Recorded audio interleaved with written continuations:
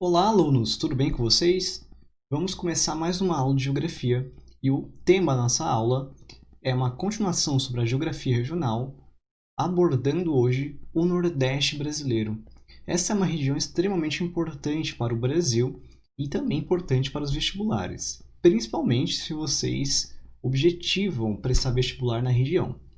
Essa região ela tem como destaque uma importância pensar que ela é uma região extremamente desigual, tendo momentos com grande riqueza, tendo momentos com pobreza, tendo também paisagens extremamente atrativas no sentido turístico, né, como as praias, mas também regiões extremamente secas.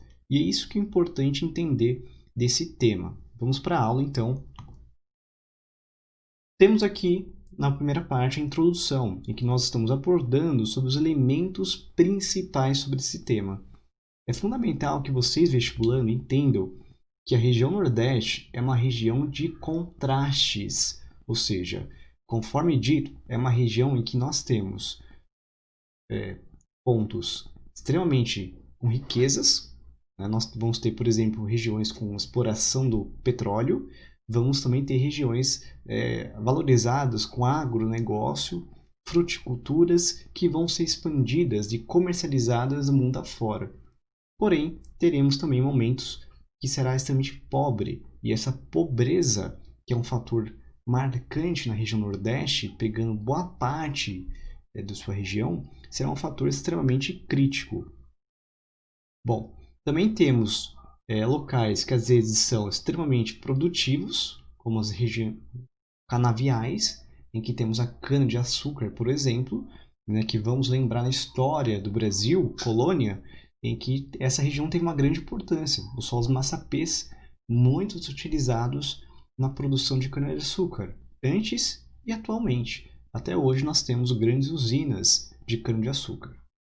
Mas também, como dito, região do contraste, região da seca, em que nós temos como muitos exemplos.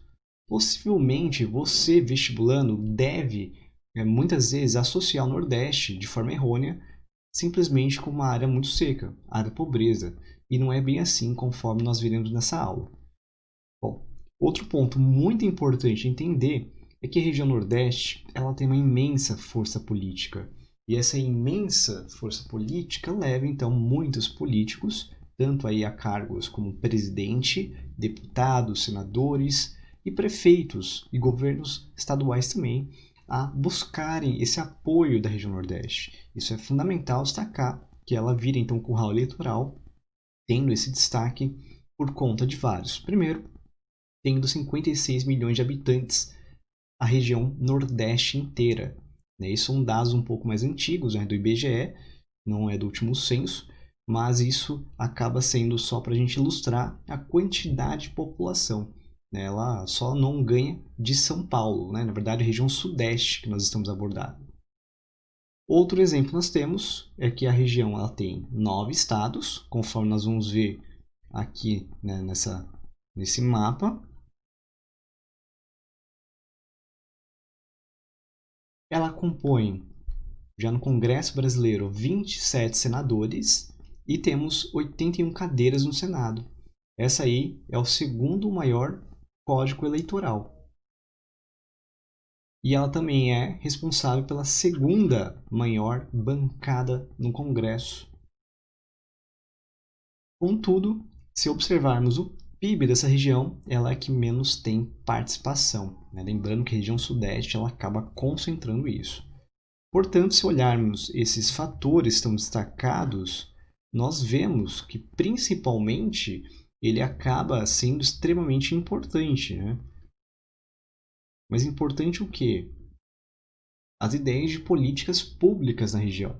A ideia de tentar, digamos, levar então a população a acreditar em determinados pensamentos para melhorias sociais, sempre buscando então partidos políticos de forma geral a conseguir então se fincar nessa região com o apoio da população, que é extremamente importante. Bom, o que mais nós temos aqui? Aqui eu coloquei um mapa para vocês sobre o mapa do relevo, só para destacar também que é um contraste em vários sentidos. E um desses sentidos também é do relevo. Conforme nós vemos nesse mapa, nós temos regiões em vermelho que representam aquilo acima de 1.200 metros. Lembrando, que o Brasil ele tem aí, só escrever aqui embaixo, mais ou menos até o máximo 300 mil metros. A média é de 500 metros de altitude. Então nós temos regiões mais altas da média, não chega a ser um pico extremamente alto. A região mais alta que existe no Nordeste é o Pico das Almas, que fica aqui na Bahia, perto da Chapada Diamantina. Mas aí nós vemos outras regiões extremamente importantes, tá? Isso aqui é um ponto muito interessante. Guardem esse nome que está no número 8, Chapada da Borborema, que nós falaremos depois. Mas reparem então que existe um relevo muito variante, sendo do litoral uma área mais verde, ou seja, uma área de mais planícies. Aí, à medida que adentra, nós vamos aumentando um pouco esse relevo e tem áreas que acabam ficando mais altas e áreas que ficam mais baixas. Bom, nós podemos dividir a região em duas partes. O norte do cotovelo, que cotovelo aí estamos falando? Nós estamos aí meio que imaginando essa borda aqui como cotovelo. Se nós formos pensarmos, nosso cotovelo, certo? Seria mais ou menos como está representado essa parte do Nordeste, esse recorte geográfico. E aí se a gente olhar, então nós temos entre norte e sul, mais ou menos essa divisão. Tem essa parte norte e essa parte sul. E aí então a gente tem a Serra da Borborema, que tem 500 a 600 metros de altitude, mas repare que a Serra da Borborema ela terá uma área extremamente baixa, depois ela terá a serra e depois ela vai descer, tendo aí praticamente onde nós falamos do sertão. Tentei escrever sertão, escrevi muito pequeno, tá, gente? Perdão. Então, o Planalto Borborema, que fica nessa região mais alta, e aqui o litoral, acaba sendo, então, uma importante barreira orográfica, uma barreira geográfica. Isso vai causar, então, algumas questões, conforme nós veremos, em relação à chuva. O que mais nós temos aqui? Outro que existe é o Pediplano Geral Nordeste, e aqui eu até deixei, para caso não tenhamos discutido na aula de geologia e geomorfologia, o que é um pediplano?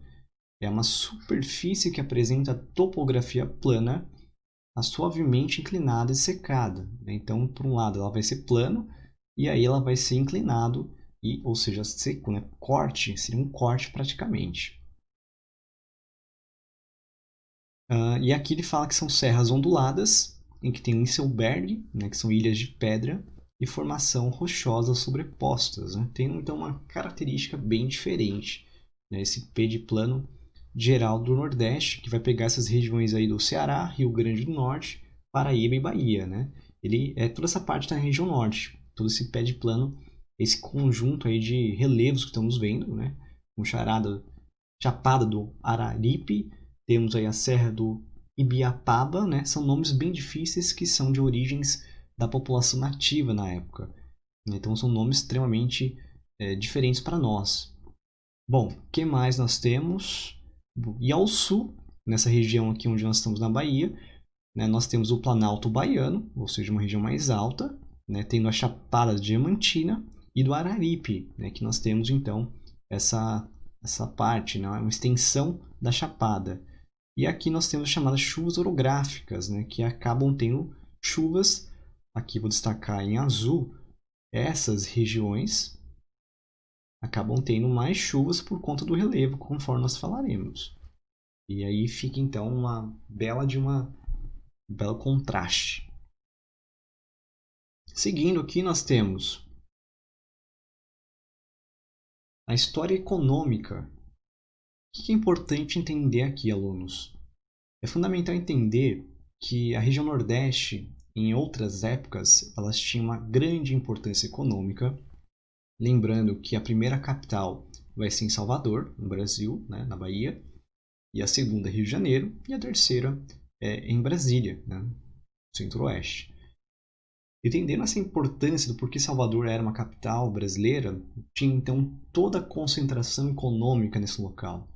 As principais cidades vão ser extremamente destacadas nessa região Nordeste. E aí, por motivos mais pessoais e também relacionados a outros temas, mudou-se a capital. E aí, quando se muda para o Rio de Janeiro, perde-se um pouco a centralidade da região Nordeste. E aí, o Nordeste praticamente fica esquecido.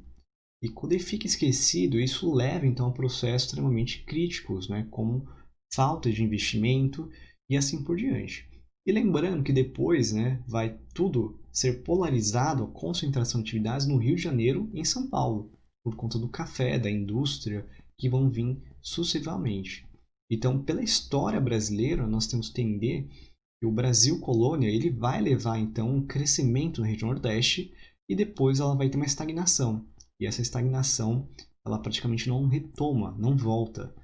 Por isso é importante entender, primeiro, no Brasil colônia, pau-brasil também era muito utilizado, embora o pau-brasil ele se estendeu a várias regiões litorâneas brasileiras, mas principalmente no Nordeste por conta da facilidade dos portugueses chegarem até a região.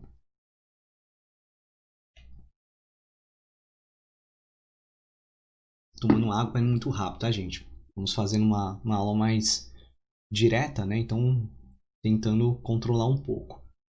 E nós temos aqui também, né, além do pau-brasil, uma região muito agrícola, com a produção da cana-de-açúcar. Né? Lembrando aqui que nós herdamos também um sistema baseado no plantation,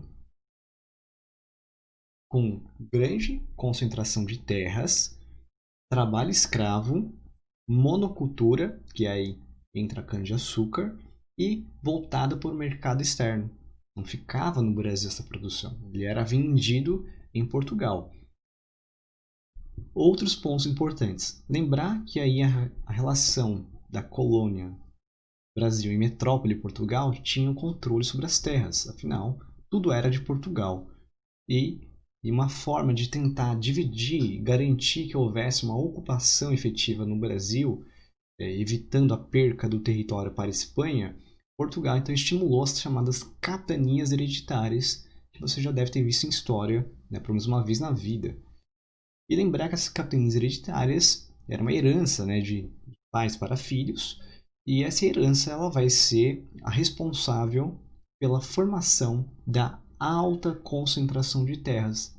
Olhando aqui essa imagem, nós temos um exemplo, né, de como o Brasil, por região, o percentual de latifúndios. Olhando aqui que o Centro-Oeste ele ocupa a primeira posição, e olha só quem aparece em segundo, Nordeste, 41%. Por isso a gente pode destacar que esse é um dos maiores problemas que existe no Nordeste. Um dos maiores. E não é fácil resolver. Né? E lembrando que ainda existe a seca. E existem milhares de questões também que são diretas ou indiretamente relacionadas. Mas então essa alta concentração ela veio de origem, né, por conta desse processo de ocupação baseado principalmente no plantation. Bom, um outro problema é a chamada indústria da seca e também do coronelismo. Primeiro, o que é a indústria da seca? A indústria da seca seria uma forma, né, de que muitos empresários tentaram, digamos assim, se beneficiar criando instrumentos, ferramentas para tentar acabar com a seca. Só que ao invés de eles tentarem acabar com a seca, eles na verdade estavam lucrando com a seca. Então ele construía um canal de irrigação, ele tinha um açude, né, que vai ser um reservatório de água, né, e até transposição, se a gente for pensar, do Rio São Francisco é uma forma também de indústria da seca. Né, como colocando que a culpa é da seca, e assim que a seca, ela, né, digamos, diminuir, né, tendo mais chuva, um pouco mais de água, os problemas do Nordeste vão acabar. Não é bem assim. Então existe uma indústria da seca em que muitas pessoas acabam, né, digamos assim, se beneficiando através desse setor, né, que é extremamente complicado. E o coronelismo, que você já deve ter visto lá na época da política do café com leite no Brasil, ele tem muita relação com um fator, né, que havia então pessoas que acabavam então sendo espécies, né, de lideranças na região, que eram geralmente um latifundiário importante, que acabava então fazendo com que a população votasse em determinados candidatos que quisessem, né, tendo aquela coisa da política dos governadores, né, em que aí presidente e governadores tinham uma troca, né, de favores, e aí os governadores davam uma troca de favores a prefeitos. E aí, quando um prefeito era eleito, ele acabava agradando ali o seu curral eleitoral, né, acabava agradando a população que votou neles. E lembrando que o voto era aberto, as pessoas sabiam. Quem não lembra de coronelismo, dá uma voltada aí na época da política café com leite, não sei se vocês já chegaram a esse momento, mas só para entender que coronelismo ele ainda existe no Nordeste. Então existe ainda espécies de pessoas que são figuras ricas que acabam sendo lideranças, né? E muitas delas vão para a política também. Então muitos acabam tendo essas vantagens, né? E aí um dos pontos que mantém essas hierarquias, estrutura fundiária concentrada, fazendo com que haja então uma população submissa a esses coronéis. Outros pontos importantes.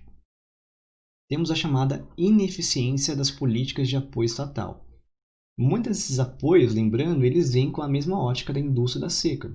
Para acabar com a seca, vamos aí tentar trazer apenas água. Mas a água não vai adiantar só.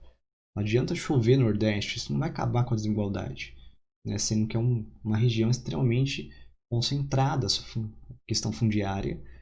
O PIB é extremamente desigual, né? Se a gente analisar o PIB per capita e o quanto tem a renda da população, isso não vai acabar resolvendo problema nenhum.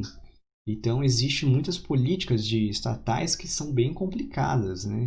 Municípios, estados acabam não tendo uma forma realmente articulada. E isso aí também veio por vários outros motivos, né?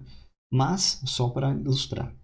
E aí lembrando que os indicadores econômicos e sociais são um contraste. A gente vai ver que existe um PIB até que destacável na região, mas quando a gente analisa a quantidade que existe por população, ela não acaba sendo benéfica. E uma das consequências relacionadas a essa desigualdade social é que a região Nordeste acaba sendo um local, digamos, de refluxo de população, ou seja, uma grande saída de população. Observando aqui as setinhas, de 60 a 80, repare que muita gente saiu do Nordeste em grande quantidade para a região de São Paulo, né, sendo mão de obra barata para as indústrias paulistas. E olha que os anos 80 e 90, nós também vemos, né, que a região Nordeste vai ainda continuar perdendo sua população, indo boa parte dela para São Paulo ainda, né, a gente vê que a flechinha ainda está mais grossa, mas também vemos que ela foi para outras regiões, como Norte, Centro-Oeste e Sul. Então, a região Nordeste é uma das regiões que mais perdem pessoas. Certo que isso está alterando um pouco hoje em dia. Existe a chamada migração de retorno.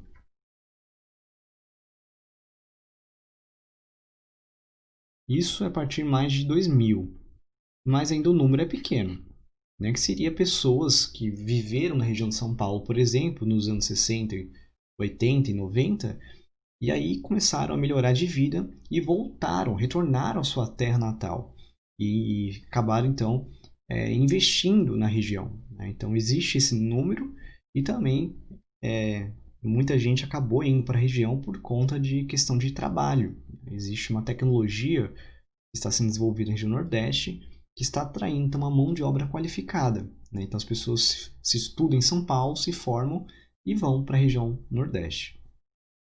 Mas lembrando que esse número é pequeno.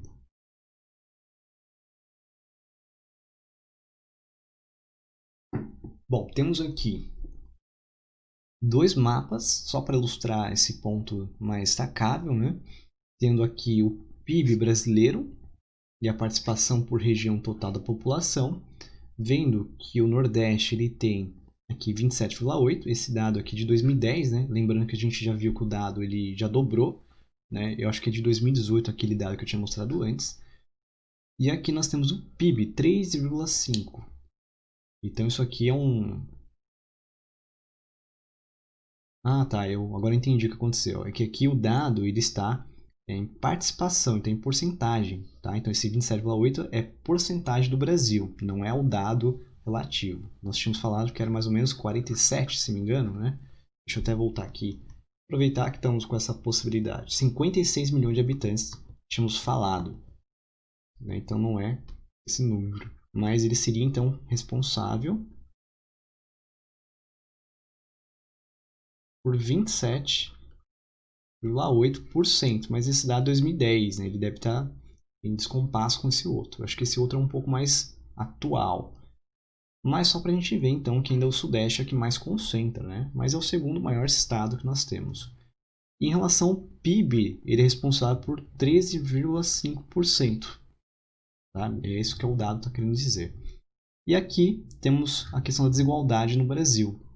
Né? Só para vocês ilustrarem esse ponto, né, que nós estamos destacando. E a região Nordeste, quase ficou bonitinho, hein? Ele acaba tendo muitos DHs, né, entre 0 e 600.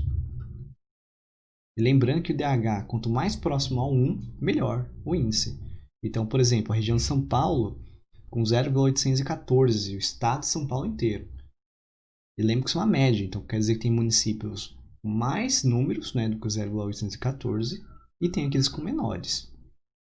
Certo? E aí na região Nordeste a gente vê que está 0,600, né? O que aí nos leva de novo a avaliar o PIB, que eu não tinha falado de propósito, mas olhando aqui, ó, olha o Sudeste, 55% do estado do Sudeste, a região Sudeste, acaba sendo responsável pelo PIB brasileiro, né? Tendo aí o segundo maior, a região Sul.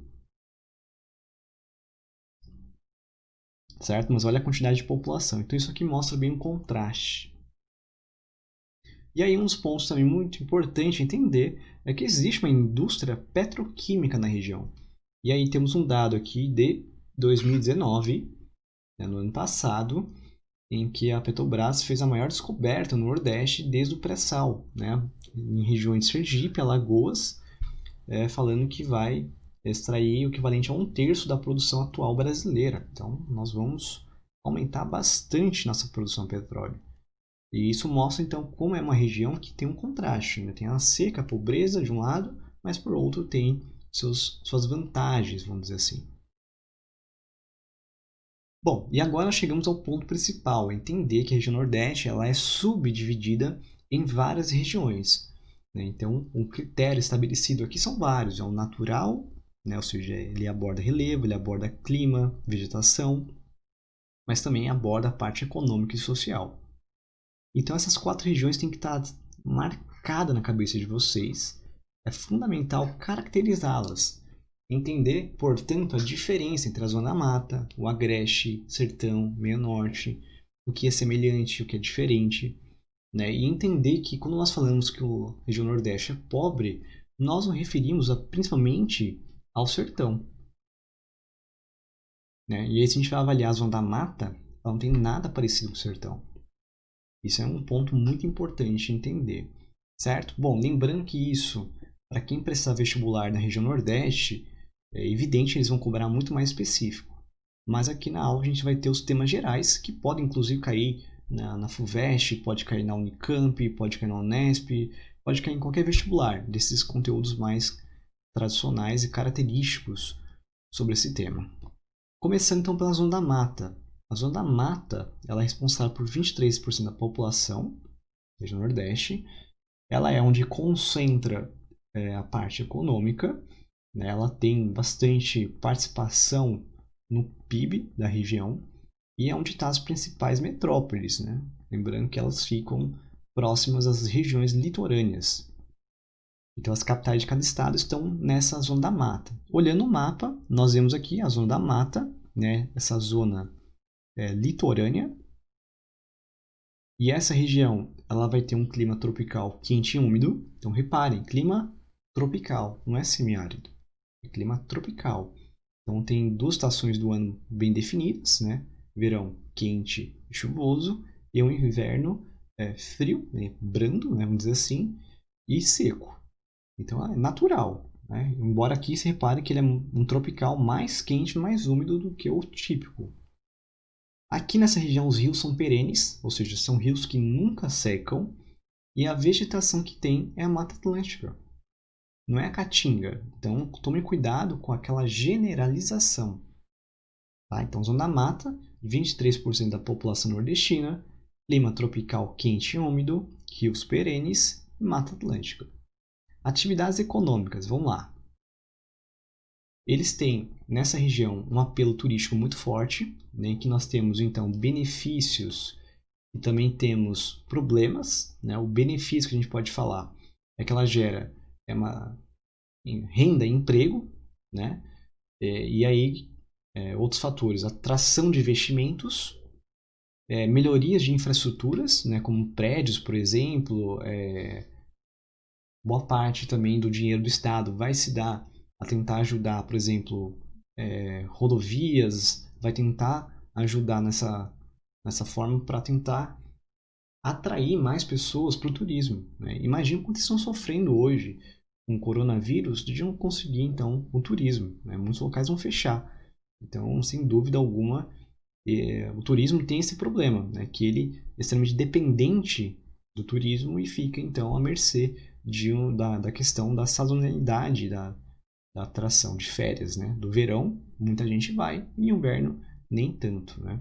E lembrando, gente, que é muito mais barato você ir, digamos, para o Nordeste, digamos assim, do que para você ir, por exemplo, Pantanal. Né? Hoje compensa muito mais vocês irem viajar para essas regiões, né, pagam o mesmo tanto do que regiões mais próximas nossas, em quilômetros. Que mais outros problemas de turismo? Bom, isso aqui é importante só para a gente destacar as problemáticas, tá? Muitas vezes tem fluxos ilegais de pessoas, né, também de outros tipos de drogas, uma vez que aí essa região é extremamente importante, né? E aí, outra questão de problemas é essa dependência que a gente pode colocar, pelo menos só para a gente pensando. Nossa, não tô conseguindo escrever não, gente. Acho que tá muito ruim a imagem para mim que eu não tô conseguindo nem ver.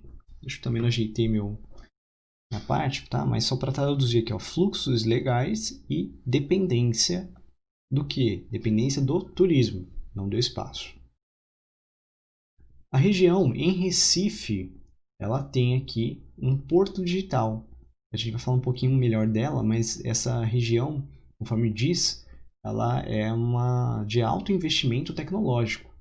Então ela produz desenvolvimento de softwares, ela é um polo de atração.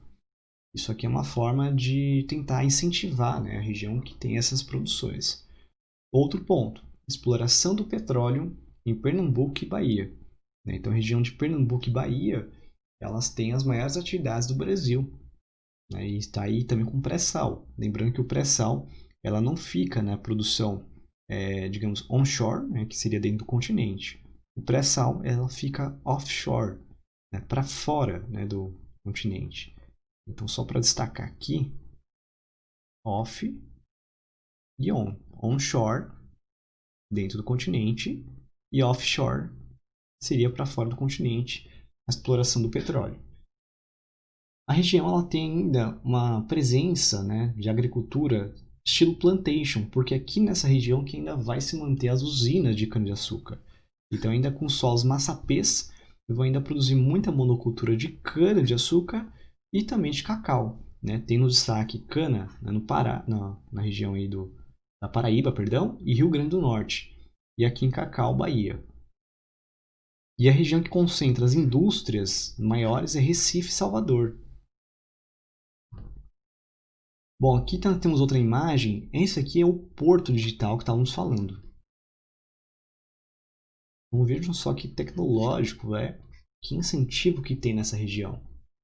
Aqui nós temos uma imagem dos patrimônios históricos, o que aí ressalta também um tipo de turismo. Né? Não é para praia, mas sim para preservação, digamos assim, de prédios que eram utilizados durante o Brasil colônia e até hoje se mantém. Né? Lembra que Salvador é muito famoso ainda pelo patrimônio cultural. Não só eles, né? Mas praticamente todas as metrópoles do Nordeste. E aqui outro ponto importante, aqui no Rio Grande do Norte há uma grande produção de sal marinho. Esse sal aí, que fica próximo também aos rios Apodi, Mossoró, Piranha e Açu, que é desde o início da colonização, continuam tendo uma grande produção. Então, pôr digital, patrimônio cultural e também uma produção de sal no Rio Grande do Norte. Outros pontos que nós já falamos: usina de cana-de-açúcar, concentração fundiária, concentração urbana e turismo, certo? É isso que a gente falou aqui, né? Lembrando que aqui é alta concentração. A concentração urbana, lembrando que aí é responsável pela grande quantidade de população dessa região, né? Então, são os pontos só para a gente revisar, né, digamos, sobre o conteúdo. Aqui a indústria petroquímica, aqui no polo industrial de Camaçari. Aqui, deixa eu só ver se tem mais alguma informação que eu não notei. Né? Mas aqui está falando do Porto da Barra. Agora não sei se isso é na Bahia. É, Bahia, gente. Ó, Bahia de Todos os Santos. Estou viajando. Eu tava procurando informação. Em Salvador. Eu tava procurando as capitais, mas isso aqui é da Bahia. Tá querendo confirmar se era Bahia ou se era Pernambuco, né? Mas isso é Bahia. Então, só para vocês verem como é nos locais aqui de produção e aí para onde vai ser expandido para outras regiões. E aqui nós temos o Agreste, né? A nossa segunda região. Então, nós estamos na mata, temos o Agreste agora. O Agreste, ela é uma região chamada de transição. Ela está transitando entre uma paisagem e outra. Também é apelidada de miniatura do Nordeste. Por quê? É como se ela fosse, então, digamos assim, caracterizada por vários tipos, né, de vegetação, de clima de outras regiões. Ela é uma mistura da zona da mata com o outro tipo que vai ter. Então aqui nós temos o sertão. Aqui lembrando que é o meio norte. E aqui é a zona da mata. Nós estamos olhando aqui que o Agreste ele vai incorporar um pouco do sertão e um pouco também da zona da mata. Tem uma frase de um geógrafo aqui, o Manuel Corrêa de Andrade, que diz assim: o que caracteriza o Agreste é a diversidade de paisagens, que ele oferece em curtas distâncias, funcionando quase como uma miniatura do Nordeste, com suas áreas muito secas e muito úmidas. Por que muito úmidas? Ela é úmida por conta da zona mata, que tem um clima tropical úmido, quente e úmido, e ela é seca porque ela tem um clima semiárido, sertão. Então, aí, se a gente for pensar essa fusão entre o clima e entre os dois, nós podemos pensar que a vegetação também terá traços da zona mata e traços do sertão.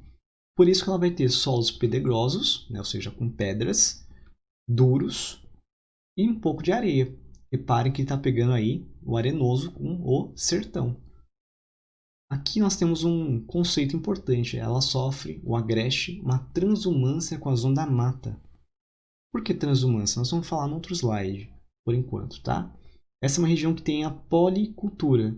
Lembrando que lá na zona da mata você tem a monocultura da cana-de-açúcar e do cacau. Aqui não, você vai ter a policultura. Vários produtos, vários cultivos que são produzidos aonde? Nas pequenas propriedades. Isso é um fator muito importante lembrar. Policultura, ele é, em sua maioria, feito em pequenas e médias propriedades. Já os latifúndios, as grandes propriedades, eles acabam tendo muito mais atração pela monocultura. Mesmo que ele faça rotação de culturas, entre soja, milho e cana, ele tem uma monocultura, porque ele só produz esses 3 cultivos, concentrados, e só variando para também não ferrar o solo. Bom, eles têm o caprinocultura, conforme nós falaremos depois também, que aí é uma forma diferente que nós temos, lembrando que o bode, buchada de bode, por exemplo, é uma comida muito típica deles, então eles têm uma diferença, não é só o gado, como nós temos, não é pecuária, mas sim a caprinocultura, em que tem o bode como forma aí de utilização da sua carne e também dos seus produtos. Também tem uma produção de algodão, e aí acaba sendo destacável, e essa agricultura de algodão ela atende à indústria têxtil, de roupas. Essa região do Agreste também tem grandes feiras de alimentos. Aliás, aqui eu não tinha falado também da vegetação, A gente vai ver trechos com troncos retorcidos, com xerófitas, que são características da caatinga. Mas lembrando que o agreste ele é esse meio termo. Outro ponto que fala muito do agreste é os chamados brejos. Não sei se você já viu aquela calça pula brejo, né? Aquela que você, tipo, a calça vai até a sua canela. Então, é muito comum nessa região porque é uma região que acaba tendo uma água um pouco mais elevada, né? Então, tem alguns rios, por exemplo, que acabam, muitas vezes, sendo uma poça, né? Então, acaba acumulando água e as pessoas pulam, né? Digamos, vão andando normal na água e aí, para não molhar a barra, eles têm essa calça pula-brejo que a gente fala. E essa região do Agreste também é conhecida com vários brejos, né? Que acabam, então, tendo um pouco de reservatório de água, mas lógico, isso é um período de chuvas, mas aí depois elas secam, né? Bom, o que mais aqui, ó? Isso aqui é da capricultura que eu falei, nesse primeiro. O chá de bode, eu nunca comi isso, gente. Não, dizem que depende muito do bode aí, né? Mas enfim. Aqui o polo têxtil em Pernambuco que existe, que é muito importante, né? Que acabam tendo essa produção. Aqui é a cidade de Campina Grande, na Paraíba. Não sei se vocês viram, né? Aqui nós temos o destaque que essa região ela é extremamente importante, né? E, aliás, eu acho que até no slide aqui, gente, deixa eu só voltar e arrumar isso, aproveitar que dá pra fazer isso aqui, ó. Eu acho que aqui eles colocaram Pará, mas tá errado, tá, gente? É Paraíba. PB, Pará é Pará, né? Por isso que eu até tinha falado errado. Agora que eu vi só na hora da aula. Tá? Então, Campina Grande, na Paraíba, né, que acaba sendo uma cidade de destaque. É uma cidade que fica perto de João Pessoa. João Pessoa é a metrópole da Paraíba. E Campina Grande fica bem próximo. É uma cidade, né, digamos assim, como se fosse um Campinas, próximo a São Paulo. Ela é bem próxima e acaba sendo um centro comercial muito grande. Outras cidades que existem também é Caruaru, Garanhuns, em Pernambuco, né, e Campina Grande, que fica na Paraíba. Então a gente tem algumas cidades muito próximas às metrópoles que se expandiram. Né? Então eles são as versões de Campinas, nossa, de São Paulo. Certo? Mas assim, é só para ilustrar. Dificilmente vou perguntar nomes para vocês. Né? Mas é só para a gente conhecer. E aqui a imagem da policultura que eu tinha falado. Aqui tem principalmente hortaliças, produtos que não são tão valorizados no mercado mundial e são para atender o mercado local, então para proximidade da região. E chegamos ao sertão. Sertão que é um dos temas mais importantes para nós, né? Porque ele também é de contrastes. Ele tem 48% da população. Também é da região maior que existe, né? Se a gente observar o mapa, olha aqui o laser, olha o mapa, como nós olhamos aqui, vemos que boa parte do Nordeste é o sertão. E aí concentra a população. O sertão ele é extremamente importante, né? Porque ele tem vários temas relacionados, tá? Temos aqui o clima semiárido, né? Ou seja, aquele clima em que nós sabemos que ele não vai ter, digamos, chuvas constantes, ele é quase árido, ele é quase deserto, né? O árido nós denominamos aqueles que têm, digamos, menos de 250 milímetros por ano, certo? Já aí, o semiárido é quando ele chove menos de 500 milímetros. Então, por ano, chove 500 ou menos por ano. Isso é muito baixo. E lembrando que ele pega de março e vai até mais ou menos junho e julho. E lembrando que o El Niño, o superaquecimento anormal das águas, também tem um fator que pode contribuir para o aumento da seca na região. Bom, e uma coisa interessante que sempre cai no vestibular é a chamada barreira orográfica, feita pela Serra da Borborema, ou também chamado de Chapada da Borborema. O que é isso? O que isso tem a ver com o nosso tema, né?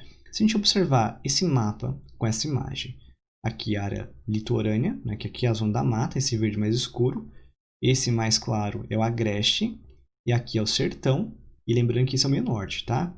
Então, olhando aqui, ó, da zona da mata, nós teríamos aqui, essa região, o litoral, e aqui seria o Planalto da Borborema, ou Serra da Borborema, ou Chapada da Borborema, tá? Tanto faz o nome.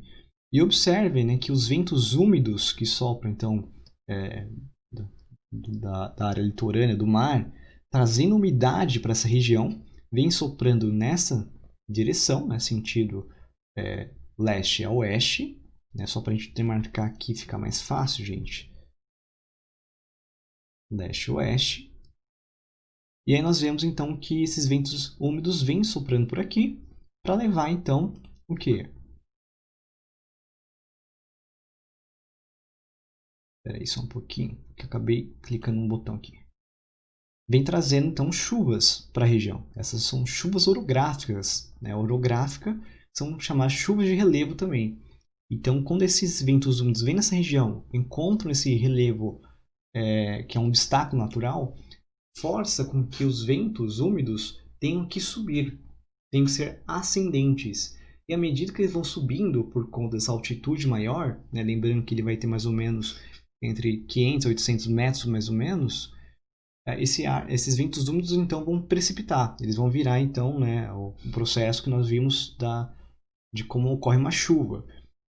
Ocorre a chuva então nessa região que nós temos o lado virado para o litoral, né, as áreas próximas ao agreste e à zona da mata. Mas quando esses ventos ultrapassam a Serra da Borborema, elas vão vir secas. E aí esse vento seco não tem chuva, não tem umidade. Então, para precipitar, você lembra, você precisa, né, que tenha umidade. E aqui, justamente na depressão sertaneja, na região mais baixa que existe, você tem então o chamado sertão. O sertão nada mais é do que essa região aqui. Portanto, né, é muito importante entender o funcionamento e como que implica a Serra da Borborema com a questão da seca no Nordeste. Temos aqui, né, a continuação, então, já que a gente entendeu. Caso tiver dúvidas, me procurem, por favor, tá? Porque eu expliquei um pouco mais rápido. Temos aqui a vegetação original deles, é a caatinga. Então, esse é o sertão que nós conhecemos. Né? Essa caatinga, né, mata branca, que tem as bromeláceas, né, como o abacaxi, por exemplo, tendo os cactos como marco. Né? E aqui a imagem já diz tudo, né? Que seria que um solo mais pobre, mais arenoso, e a dificuldade de agricultura sejam enorme. Outros pontos importantes. Aqui nessa região nós temos a problemática, o problema, a questão da seca, conforme já dito, né? Então aqui a gente tem, só para a gente ilustrar, já que vamos falar do Rio São Francisco.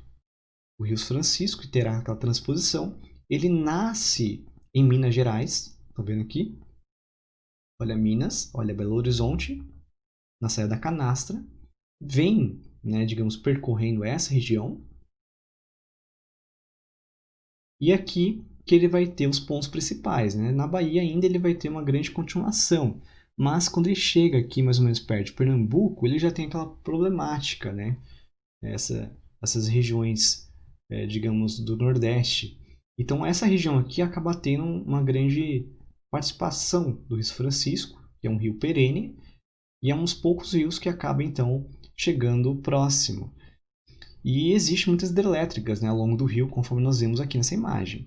Mas olha aqui o polígono da seca. Essa área toda amarela é uma área que existe então o seu grande problema, que é a seca. A seca não fica somente no sertão, ele se expande um pouco mais e abrange todos os estados do Nordeste, alguns mais e outros menos. Aqui, se a gente for observar, né, olha só Salvador, olha aqui a Bahia, ele pega uma região, né, sendo que aqui é onde nós vamos ainda passar o Rio Francisco. E reparem que ele tem alguns braços, né, alguns afluentes. E alguns desses afluentes é que eles são intermitentes. Ou seja, são os que vão secar. Então o Rio Francisco ele é, em sua maioria, perene, na sua continuidade. Mas seus braços fluviais é que são intermitentes em algumas regiões. E a ideia de criar uma transposição veio nesse sentido, de melhorias, né, para tentar fazer com que esses rios intermitentes virem rios perenes e acabe então dificultando, impedindo o problema da seca na região.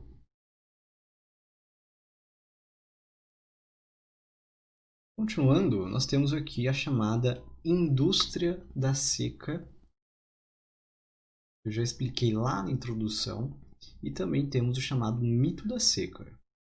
Bom, a indústria da seca é aquela tentativa de resolver os problemas do Nordeste somente pela seca. Então, se a gente resolvê-la, como por exemplo a transposição do Rio Francisco, que é um tema muito em alta, uma vez que ele tenta então, digamos, fazer ligações, estender o Rio São Francisco a outras regiões que não teria, para fazer com que tenha um fluxo contínuo de água, né? Ou seja, vire perene. É uma problemática, conforme nós veremos, bem complexa, tá?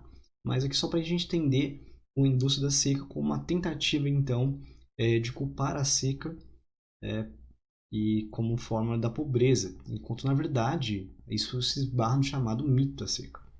Só para a gente não perder outro tempo, né? Aqui só falei da Sudene. A Sudene foi uma super tendência de desenvolvimento do Nordeste que foi criada aí mais ou menos como forma de incentivar a industrialização, que nem mais ou menos teve com a Zona Franca de Manaus, né? Com incentivo fiscal, e esse incentivo fiscal sendo extremamente atrativo para muitas indústrias, mas mesmo assim não havia uma grande, digamos, continuação, não havia uma grande prevalência disso, né? A Sudene não deu muito certo, ela meio que fracassou, vamos dizer assim, em tentar fazer um processo de industrialização, porque existe aquelas vantagens comparativas com outras, né? Então a região Sudeste tinha muito mais vantagens em que a região Nordeste não tinha. E aí isso é um dos problemas que havia muito em alta. E outra questão é que quando comparado aos anos 90, com aquela possibilidade das guerras fiscais entre municípios e estados, outras regiões vão ser mais vantajosas. Então o Nordeste nunca foi muito bem visto para esse desenvolvimento industrial. E a Sudene então fracassa. Bom, outro ponto importante é lembrar do coronelismo que vai se beneficiar com essa indústria da seca e o mito da seca, né? Afinal, muitos coronéis, conforme nós veremos, eles são figuras poderosas e eles vão ter os chamados açudes. Esses açudes são reservatórios de água que vão, então, digamos, ter um pouco dessa reserva de água e vão cobrar, muitas vezes, coronéis, que pessoas que queiram pegar água lá tenham que pagar uma taxa, né? Então, isso fica preso ainda a muitos políticos, fortalecendo. E aqui nós temos o chamado, né, mito da seca. A imagem é bem explicativa do que é, colocando que isso é um ditado popular que existe no Nordeste. E o problema no Nordeste não é a seca, não é a falta de água. O problema no Nordeste é a cerca. Por que cerca? Isso tem a ver com o latifúndio. Eu escrevi bem onde eu estou, né, gente? Perdão. Mas eu escrevi latifúndio, propriedades concentradas, né? Ou seja, uma alta concentração de terras que vem por motivos históricos e acaba então fazendo com que a desigualdade social seja maior. E aí isso vira então um grande abismo social e é isso que é o problema no Nordeste. Então, com a transposição do Rio Francisco que foi realizada, ela não vai resolver o maior problema. Quem é que vai acabar estruturalmente com a pobreza? Como fazer isso? Através da reforma agrária, através de várias reformas sociais. O Bolsa Família também não é uma forma de você tentar resolver os problemas, é enxugar o gelo, praticamente, como a gente fala, né? Fazer uma coisa inútil. Você não está indo na raiz do problema, você só está transferindo renda à população. Embora, conforme nós veremos, o Bolsa Família vai ser muito benéfico na região Nordeste, porque ela tem o objetivo de acabar com a pobreza extrema, ou seja, aqueles que não têm nada, nada. E o Bolsa Família, por um lado, ele vai ser benéfico para quebrar um pouco do coronelismo, ele vai levar a população, então, a ter um pouco mais de renda, né? Embora não é uma renda que a pessoa consiga comprar um iPhone, por exemplo. É uma renda bem baixa. Né? Vejam que não é até menos do que auxílio emergencial que muitos estão recebendo. Então, tomem cuidado também de achar que Bolsa Família é que nem tudo muitos falam. Existe muito mais coisa complexa. Mas isso é assunto para outro momento, tá? Sobre o Bolsa Família. E se quiserem, eu até mando um texto sobre isso para vocês. E aqui nós chegamos então à transposição do Rio Francisco. Eu estou em cima das informações que estão aqui, mas eu consigo ler, tá? Ela teve início da construção em 2007. A segunda linha está escrito término 2017-2018. O investimento dela foi de 8,2 bilhões de reais, sendo que ela teve um aumento acima daquilo que era esperado no projeto inicial. O final foi muito mais. E existem muitos problemas. Está vendo matérias em que a transposição já apresenta rachaduras, o fluxo de água não está bom, então existe muito problema com a transposição. Ela está sendo um elefante branco, né? Ela foi uma construção, um mega projeto, e talvez ela não agregue realmente a nada no Nordeste, né? Tenha sido um dinheiro público gasto para conseguir mais votos evidentes, né? E lembrando que a transposição, embora ela foi começada a ser feita no governo do Lula, do PT, ela já tinha sido pensada há muito tempo atrás, né? Mas sem dúvidas o PT conseguiu realizar essa construção, embora com todas as críticas feitas, eles foram os responsáveis pela construção dela e a concretização. Mas existem muitos problemas, sem sombra de dúvidas. Outros pontos, o açude Nordeste. O açude, conforme falei, são esses pequenos reservatórios de água. Muitos açudes foram construídos com recurso público em grandes propriedades, e os fazendeiros, que quem poderia ter o acesso a açude, né, também fazendo parte da indústria da seca, começava a cobrar, né, e começava então a utilizar isso a seu favor, de tentar fazer, você quer água, então volta em tal pessoa, né, me ajude a tal coisa, me proteja e faça isso, aquilo. Então os coronéis vão assumindo uma importância ainda muito grande. E sem sombra de dúvida, esse dinheiro público incentivando pessoas privadas, né, que eram de grandes famílias. Outro ponto que eu tinha já falado, né, que era em outro slide ainda, sobre a transumância. O que é transumância? É um deslocamento sazonal, ou seja, que vem por tempo, por estações do ano. Por exemplo, aqui na imagem nós estamos vendo, deixa eu usar o laser. No sertão, nós temos uma parte que vai fazer transumância para a zona da mata e o agreste, para a colheita da cana. E aí, né, isso durante o inverno, durante a seca, né, eles saem do sertão, então indo para o agreste, zona da mata. E durante o verão, eles retomam, né, no período para o sertão, que é o período que pode ocorrer as chuvas, né, dependendo do El Niño, mas seria mais ou menos aí janeiro, fevereiro e março, né, os períodos em que começa a ter as chuvas na região. Então as pessoas acabam indo de um local para outro, né, tendo essa movimentação. Então isso se chama migração transhumância, quando ela é feita sazonalmente.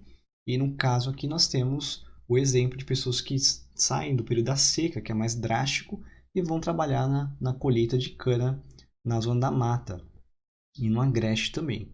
E aí quando vem a chuva no sertão, aquelas pessoas que eram do sertão e tinham ido para a zona da mata retomam então seu local. Temos aqui o sertão desenvolvido e o sertão pobre.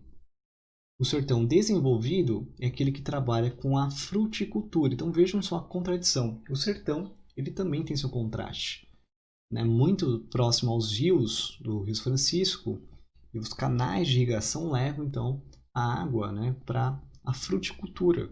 E geralmente essas terras são mais caras por conta da água. E aí quem acaba se desenvolvendo são propriamente os latifúndios. O agronegócio está aí com a fruticultura. E essa fruticultura, ela vai ter a mesma idealização. O que é? Mercado externo.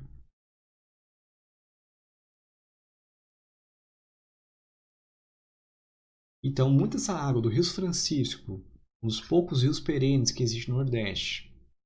Ele vai ter essa utilização para atender o mercado externo também. Então, olha só a água virtual que nós já abordamos em aula, né, que é essa exportação de água que não é calculada nos produtos. Né? E esse ser tão desenvolvido com a fruticultura, ela tem um emprego na região. Então, ela é um fator extremamente positivo. Nós temos aqui melão, banana, manga, melancia. Olha a quantidade de dinheiro que é gasto, né, com exportações. Isso em uma determinada época, acho que é 2018 provavelmente. E por outro lado, nós temos o sertão pobre, em que esse tem agricultura extensiva, né, ou seja, aquela que não é extremamente desenvolvida, competitiva, é uma agricultura mais tradicional. Tem as pequenas propriedades, né, com pobreza, carência de água e carência de recursos técnicos. E temos aqui o exemplo, né, das casas feitas de barro, sendo bem simples, né, a paisagem ao fundo aí da Caatinga com marca. Então esse é um cenário extremamente diferente que nós temos. E temos aqui o vídeo também da nova fronteira agrícola.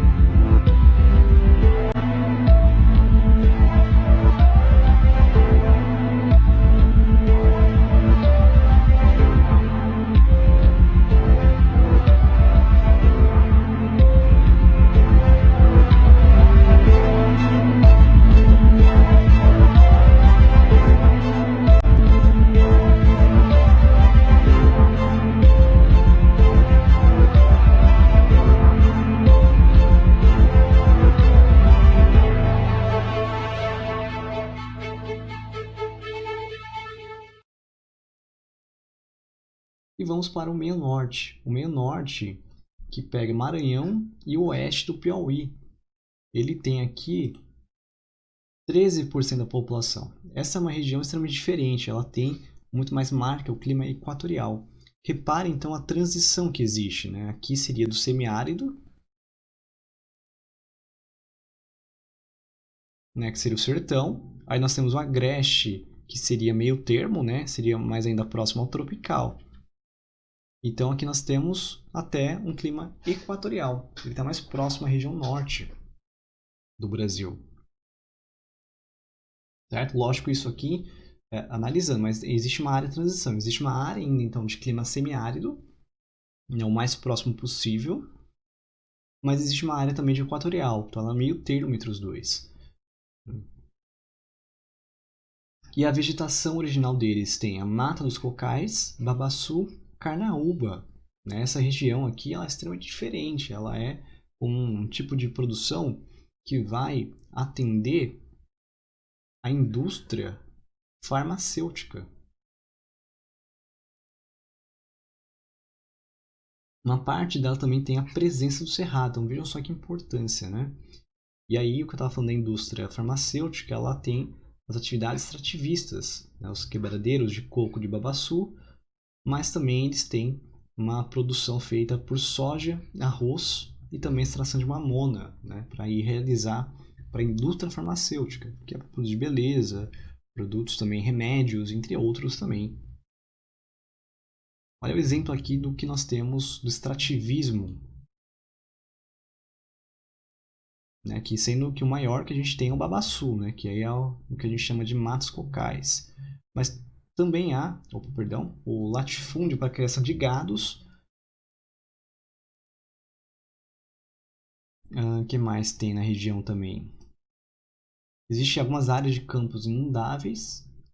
Existem aquelas vegetações litorâneas também, dos mangues, dunas, restingas e tabuleiros, né? Enfim, existe uma grande variedade, tá, gente? E cada um disso é utilizado para produtos, então, farmacêuticos, né? Cosméticos naturais, produtos de beleza e remédios também.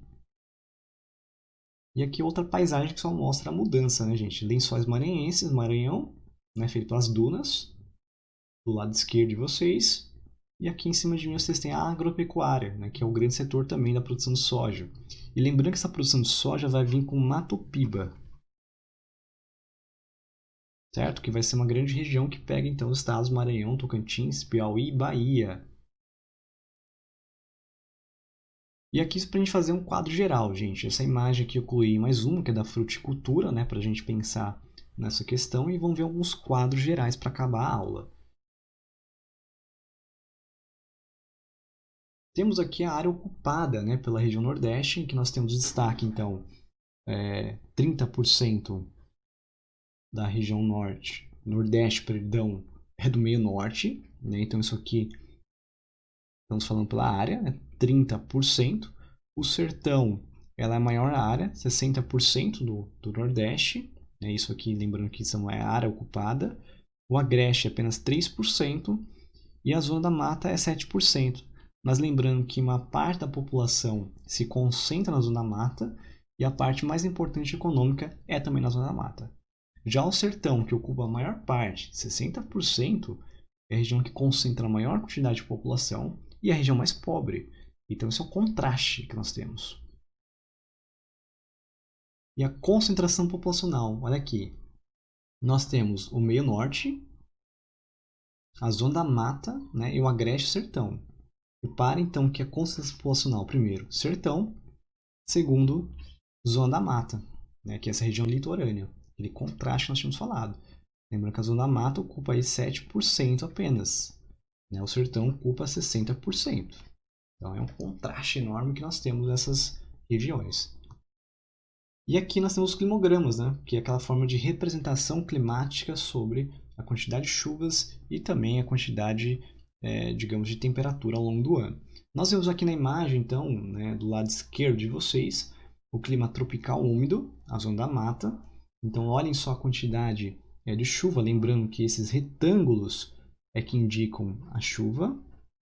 Vejam que chove, né, durante aqui o período também quase próximo ao inverno, né, mas lembre-se que aí tem um fator também do El Niño.